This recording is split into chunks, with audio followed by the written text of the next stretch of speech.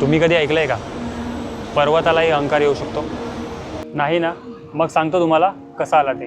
मी आलो CSMT स्टेशनवर आणि इथून 7:30ची पंजाब मेल पकडली आणि सरळ आलो खंडवा जंक्शन. खंडवा जंक्शनच्या बाहेर आल्यावर 2 मिनिटं अंतरावर बस स्टॉप आहे. तिथून बस पकडून सरळ आलो ओंकारेश्वर. बस स्टॉपवर रिक्षा पकडून मी आलो सरळ मंदिराजवळ.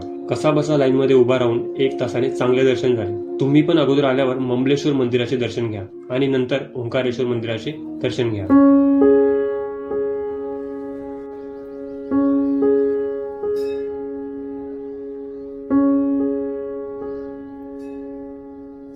हा पूल आहे, हा सरळ ओंकारेश्वर मंदिराजवळ जातो. त्या पलीकडे जे तुम्हाला मंदिर दिसत आहे ते ओंकारेश्वर मंदिर आहे. खाली ज्या बोटी आहेत त्याने पण तुम्ही जाऊ शकता, पण मी चालत चाललोय कारण मला पुलाचा आणि बोटींचा दोघांचा अनुभव घ्यायचा आहे. मी जाताना पुलाने आणि येताना बोटीने येणार आहे. ही गल्ली आहे, ही गल्ली सरळ मंदिराजवळ जाते. इथे पण दर्शन 1.5 तासाने झाले. या तुम्हाला मंदिराची स्टोरी सांगतो. एकदा काय झालं, आपल्या नारद मुनींनी विंध्य पर्वताला सांगितलं की हिमालय खूप मोठा आहे आणि तो खूप महान पण आहे. त्याला वाटलं मी काय कमी आहे का, मी पण तर महानच आहे.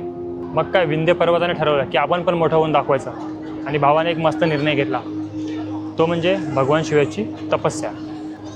तेही कुठे? नर्मदा नदीच्या काठी. कितीतरी दिवस गेले पण विंध्य पर्वत आपल्या जागेवरून हलला नाही. आणि शेवटी त्याची ही जबरदस्त तपस्या पाहून भगवान शिव स्वतः इथे प्रकट झाले आणि त्यांनी ओम स्वरूप इथे धारण केले. आपल्या भावाचा अहंकार भक्तीत बदलला. आता पुढची स्टोरी काय आहे हे पाहण्यासाठी खूप कथा बाकी आहे आणि आपण त्या सगळ्या अनुभवणार आहोत. ओम नमः शिवाय. भेटूया पुढच्या व्हिडिओमध्ये.